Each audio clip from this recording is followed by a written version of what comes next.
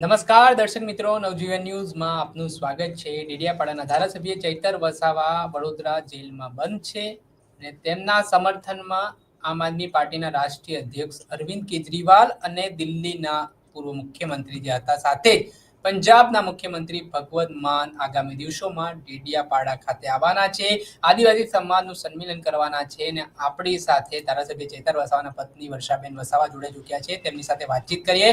વર્ષાબેન, કઈ રીતે પહેલા તો આ ઘટનાક્રમને જોઈ રહ્યા છો? 2023માં પણ આ જ પરિસ્થિતિનું નિર્માણ થયું હતું। ચૈતર વસાવાને 3 મહિના સુધી જેલવાસમાં રહેવો પડ્યો હતો અને ત્યારબાદ ફરી એક પરિસ્થિતિનું નિર્માણ થયું છે। બંને કોર્ટમાંથી તેમના જામીન નામંજૂર થયા છે અને તેમના પર હત્યાના પ્રયાસનો આરોપ છે। પહેલા તો આ ઘટનાક્રમને કઈ રીતે જુઓ છો આપ? નમસ્કાર। હવે આ જે ઘટનાક્રમ છે આમ જોવા જઈએ તો ખોટો છે, કેમ કે એક ધારાસભ્ય છે જે હવે મીટિંગમાં લોકોના પ્રશ્નની રજૂઆત કરે છે, લોકોના પ્રશ્નની રજૂઆત કરે છે એટલે એ બાબતનું ત્યાં ચર્ચાઓ થઈ હશે અને પછી જે આગળ શું ઘટના બની છે અને શું નથી બની એ તો આપણને નથી ખબર, કેમ કે આપણી પાસે કોઈ સબૂતી નથી, કોઈ સીસીટીવી ફૂટેજ નથી, એટલે આ એક બનાવટી કેસ છે અને ભાજપના લોકોએ પોલીસ ઉપર દબાણ કરીને પછી આ કેસ લાંબો કરાવવા માટે બધી અંદર વાર્તા ઉમેરેલી છે, એટલે આ કેસ તદ્દન ખોટો છે। અચ્છા, તમે થોડા અને દિવસ પહેલા જી પછી આ રજૂઆતને લઈને અમે જિલ્લા કલેક્ટરે પણ આવેદનપત્ર આપવા માટે અમારા સમર્થનો સાથે ગયા હતા। ત્યાં પણ પોલીસે અમારી સાથે ખૂબ ઘર્ષણ કર્યું, પછી અમને અંદર જવા દેવામાં આવ્યા।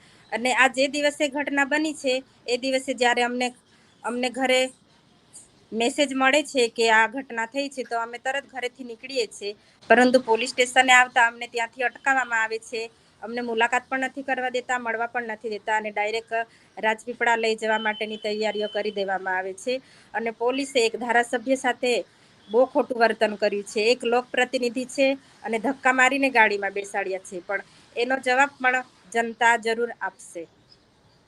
નર્મદા જિલ્લા કલેક્ટર કચેરી આપ ગયા તો એવી વાત જાણવા મળી છે કે કલેક્ટરે કંઈક અધૂરામાંથી તમારી વાત સાંભળીને ઊભા થઈ ગયા, રજૂઆત આખી નથી સાંભળી, તો એ બાબત શું છે? એ આરોપ હા તમે પણ નિવેદનમાં આપ્યો છે। હા, હવે જ્યારે અમે કલેક્ટર ઓફિસે આવેદનપત્ર આપવા જઈએ છીએ ત્યારે પહેલાં તો અમને અંદર બોલાવવામાં નથી આવતા, પછી અમે રિક્વેસ્ટ કરી કે અમને ના બોલાવતા હશો તો કલેક્ટર સાહેબને નીચે બોલાવો।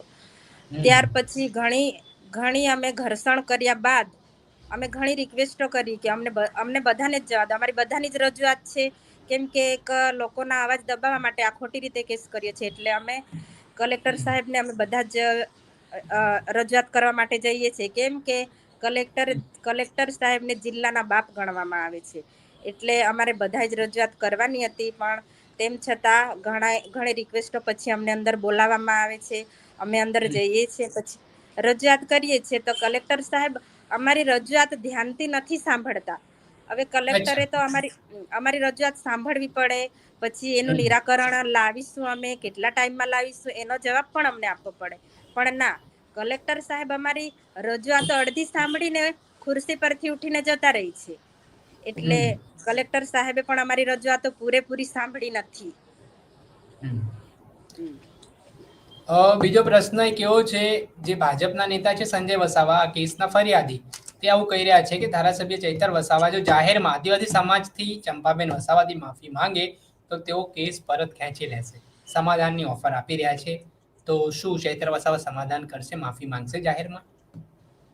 ના, ચૈતરભાઈ કોઈ દિવસે માફી નહીં માંગે, કોઈ દિવસે સમાધાન નહીં કરે, કેમ કે આ કેસમાં ચૈતરભાઈ સાચા છે, સંજયભાઈ પોતે આરોપી છે અને ચંપાબેનને આ કેસમાં કંઈ જ ખબર નથી, છતાં પણ ખોટી રીતે એમને ભાજપના દલાલોએ નિવેદન અપાવડાવ્યું છે કે આવી રીતે તમે કરશો તો ચૈતરભાઈ આમાં ફસાઈ જશે, એવી રીતે મહિલાને આગળ કરી છે, પરંતુ આ બેનને તો કંઈ જ ખબર નથી શું ઘટના બની છે, શું થયું છે, પણ તે દિવસે થોડું 2 લીટીમાં કંઈ નિવેદન આપે છે કે આવું થયું છે, પણ એની કોઈ સાબિતી જ નથી, તો આપણે કઈ રીતે માની શકીએ કે ચૈતરભાઈ મહિલાને અપશબ્દ બોલ્યા છે?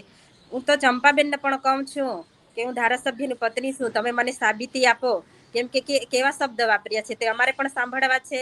કેમ કે એક લોકપ્રતિનિધિનો અવાજ દબાવવા માટે તમે આ બધું કૃત્ય ઊભું કર્યું છે તે જનતા જાણે છે. અને સંજયભાઈને કહેવા માંગુ છું કે તમે ચંપાબેન સાથે બંને જણે FIR કરી છે અને ચૈતરભાઈને જેલવાસ કરાવ્યો છે. અત્યારે ડેડિયાપાડામાં ઘણી મુશ્કેલીઓ, લોકોને પડતર મુશ્કેલીઓ પડી રહેલી છે. તો તે સોલ્વ કરાવવા માટે કેમ સંજયભાઈને ચંપાબેન જતા નથી? અમારા લોકોના અહીંયા હાલ આપણે મહારાષ્ટ્ર જોડતો બ્રિજ બંધ કરી દેવામાં આવ્યો છે. એમાં ઘણા વિદ્યાર્થીઓ અને કર્મચારીઓ બધાને આવવા જવામાં ખૂબ તકલીફ પડે છે. તો એ જગ્યાએ કેમ કોઈ અવાજ ઉઠાવતું નથી? અને જે એક નેતા છે ધારાસભ્ય ડેડિયાપાડાના, જે લોકોની પડતર મુશ્કેલીઓ હર હંમેશા માટે અવાજ ઉઠાવતા રહે છે, તેમને જેલમાં મોકલવામાં આવ્યા છે. એટલે હું સંજયભાઈને અને ચંપાબેનને પણ કહું છું કે તમે ડેડિયાપાડાની જનતાના પ્રશ્નો સોલ્વ કરો. જનતાને જવાબ આપો તમે કે આવું કેમ કર્યું છે. જનતા તમને પૂછે છે કે તમે જેલવાસ કરાવ્યો છે લોકપ્રતિનિધિને, એનો તમે જનતાને જવાબ આપો. અને બેન જી બીજું કે સંજયભાઈ કહે છે કે ચૈતરભાઈ બિરસા મુંડાની સામે માફી માગે. પણ હું સંજયભાઈને કહેવા માંગુ છું કે આ બિરસા મુંડાની મૂર્તિ અમારા આદિવાસી લોકોએ 10-20 રૂપિયા ફાળો આપીને બેસાડી છે. જ્યારે મૂર્તિ બેસાડતા હતા ત્યારે તો તમારા ભાજપના દલાલોએ વિરોધ કર્યો હતો અને ચૈતરભાઈ સાથે ઘણી લડાઈઓ થઈ બિરસા મુંડા બેસાડવા માટે. એટલે સંજયભાઈને પણ કહું છું કે આ જે બિરસા મુંડા જયંતિ છે એ લોકોના ફાળાથી ચૈતરભાઈએ લડત લડીને બેસાડી છે. એટલે સંજયભાઈ સાંભળી લે કે આ મૂર્તિ પણ એક ધારાસભ્યએ બેસાડી છે લોકોના સહકારથી. બેન મારો પ્રશ્ન છે કે હિતેશ વસાવા નામના જે ભાજપના નેતા છે, તેમના આરોપ છે કે ચૈતર વસાવા સમાજના નામે રાજકીય રોટલા ફેંકે છે. તેઓએ ગાડી બંગલાઓ સમાજના નામે બનાવી લીધા છે અને આજે પણ સમાજને ગેરમાર્ગે દોરવાના કામ કરી રહ્યા છે. કઈ રીતે જુઓ છો આરોપોને? હા, જે આરોપ લગાવે છે ભાજપના દલાલ, એ પોતે ડેડિયાપાડાના સૌથી મોટા બુટલેગર છે. અને આ એક ધારાસભ્ય છે. ધારાસભ્યનો પગાર પણ એમને ખબર હોવો જોઈએ કે ધારાસભ્યનો પગાર છે. એટલે અમારા ઘર પર આંગળી ચીંધવાની જરૂર નથી, કેમ કે બધા ઓળખે છે એ પોતે મોટા બુટલેગર છે. બેન કઈ રીતે હવે આગળની રણનીતિ છે? કેમ કે આગામી દિવસોમાં અરવિંદ કેજરીવાલ, ભગવંત માન જેવા દિગ્ગજ નેતાઓ તમારા ડેડિયાપાડામાં આવવાના છે. આદિવાસી સમાજનું સંમેલન કરવાના છે. તો આનાથી શું મેસેજ આદિવાસી સમાજને તમે પહોંચાડશો? હવે જ્યારે જન સમર્થન સભા છે, બંને CM જ્યારે ડેડિયાપાડા ખાતે પધારી રહ્યા છે, તો ઘણી મોટી સંખ્યામાં અમારા લોકો સમર્થનમાં આવશે. એટલે અમારી એકતા બતાવીશું કે લોકપ્રતિનિધિને ખરેખર તમે અવાજ દબાવવા માટે જેલવાસ કરાવ્યો છે. એટલે જનતા જવાબ આપશે. તો લોકો તો આવું કહે છે કે ચૈતર વસાવા જ્યારે આ ઇસ્યુ બને છે ત્યારે આમ આદમી પાર્ટી એમના ચહેરાને આગળ રાખીને આદિવાસી સમાજમાં એક હોલ્ડ બનાવવા માંગે છે, રાજનીતિને એમની મજબૂત કરવા માંગે છે. તો આ બધી બાબતને તમે કઈ રીતે જુઓ છો? હવે એક આદિવાસી નેતા છે અને એક ધારાસભ્ય પણ છે. એટલે અમારા લોકોનો અવાજ ઉઠાવે છે. એટલે ભાજપના દલાલોને આ ગમતું નથી. અને આ કેસમાં પૂરેપૂરો હાથ પોલીસ તંત્રનો છે. કેમ કે ગમે તે જગ્યાએ પોલીસ આગળ થઈ છે અને પોલીસ પર અમે ગંભીર આક્ષેપ કરીએ છીએ કે આ કેસમાં વધારે તો હાથ પોલીસને પોલીસનો શું છે. વાંધો છે ધારાસભ્ય જોડે? શું કેમ પોલીસે આ કર્યું હશે? તમને શું લાગે છે? કોઈ નેતાના ઈશારે કર્યું છે કે હવે પોલીસે પોતે? હા, આ ભાજપના દબાણથી પોલીસ આવું કરે છે. અને બીજું કે હવે પોલીસ કે ધારાસભ્ય પર આટલા કેસ થયા છે એ રીતે રજૂ કરે છે, તો હવે આગળના જે 12 કેસો છે એમાં નિર્દોષ છે. પરંતુ બીજા જે કેસ છે એ પોલીસ પોતે અરજદાર છે અને વધારાના કેસ ગણાવે છે. એમાં પોલીસ તો પોતે કયા અરજદાર છે. નેતાના ઈશારે આવું થયું હશે? કોણ છે આ પાછળ? કોઈ તો હશે ને કે ભાઈ આ કોઈ માર્ગદર્શન આપતો હશે પોલીસને, કોઈ આદેશ કરતો હશે. કેમ કે નાના નેતાઓ તો આટલું બધું ના કરાઈ શકે ને. ભાજપના નેતાઓના ઈશારે આ કામ ચાલે છે. અમિત શાહ, હર્ષ સંઘવી, CR પાટીલ, એ લોકોનો બધાનો આ કેસમાં પૂરેપૂરો હાથ છે. એ લોકો પોલીસને ઓર્ડર કરે છે એટલે પોલીસ એ પ્રમાણે કામ કરે છે. બેન, આટલા મોટા નેતાઓના તમે નામ લઈ રહ્યા છો, તો એમને શું ફરક પડશે ચૈતર વસાવાથી? કેમ હવે આવું કરશે ચૈતર કેમ વસાવા? કે આદિવાસી વિસ્તારમાં જોવા જાય તો આદિવાસીઓનો અવાજ છેક વિધાનસભા સુધી પહોંચે છે. એટલે અમારા લોકો જાગૃત થાય છે. કેમ કે ધારાસભ્ય લોકોને જાગૃત કરે છે કે આપણા માટે આપણા લોકોમાં કઈ કઈ યોજનાઓ આવે છે તે બધું ધારાસભ્ય લોકોને જાગૃત કરવા માટે જાહેર કરે છે. એટલે ભાજપના નેતાને આ બધું નથી ગમતું કે આ આદિવાસી એક નેતા આટલો આગળ જતો રહેશે એવું પણ છે. એટલે ભાજપના લોકોનો આમાં સૌથી મોટો હાથ છે અને આ નેતાઓએ ખરેખર પોલીસને આગળ કરીને આ કેસ મજબૂત કરાવવા માટે એમનો હાથ લીધો છે.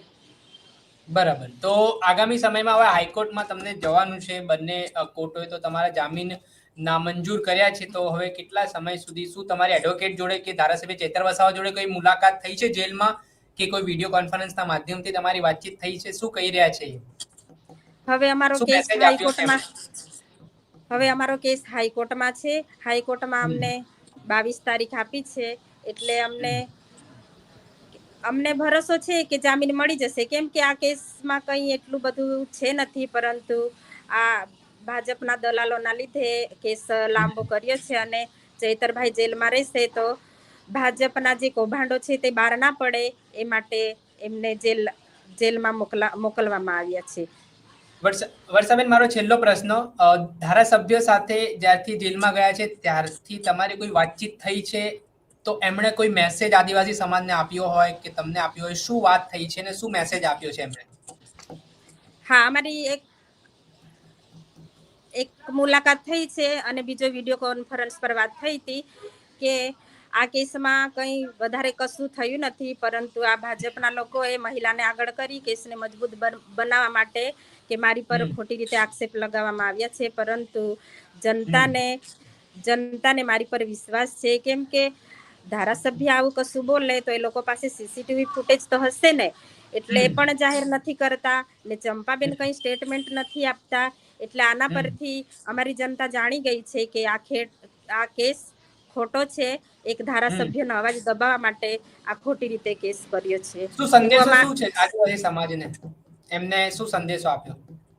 હવે અમારી જનતાને સંદેશો છે કે મને આ કેસમાં જલ્દીથી જલ્દી ન્યાય મળશે અને જલ્દીથી હું તમારી વચ્ચે આવીશ અને આપણા રાબેતા મુજબના આપણા બધા કામ છે તે હું ચાલુ કરીશ. ચોક્કસથી ખૂબ ખૂબ આભાર, તમે જોડાયા, અમને ઓકે. સમય આપ્યો. આ હતા ધારાસભ્ય ચૈતર વસાવાના પત્ની વર્ષાબેન વસાવા. તેમણે સમગ્ર ઘટનાને લઈને વાત કરી છે. ધારાસભ્ય ચૈતર વસાવાને લઈને આગામી દિવસોમાં ડેડિયાપાડામાં એક સંમેલન પણ થવાનું છે અને ધારાસભ્ય ચૈતર વસાવાએ વિડીયો કોન્ફરન્સના માધ્યમથી આદિવાસી સમાજને એક સંદેશો આપ્યો છે કે તેઓ ટૂંક સમયમાં જેલમાંથી બહાર આવશે અને જે તેમના કામો છે તે કામો યથાવત કરવામાં આવશે અને જે ઘટનાક્રમ બન્યો છે તે ઘટનાક્રમ ઉભો કરવામાં આવ્યો એ પ્રકારની વાત પણ તેઓ કરી રહ્યા છે. દર્શક મિત્રો, આવા જ નવા વિડીયો સાથે આપણે માહિતી આપીશું એટલે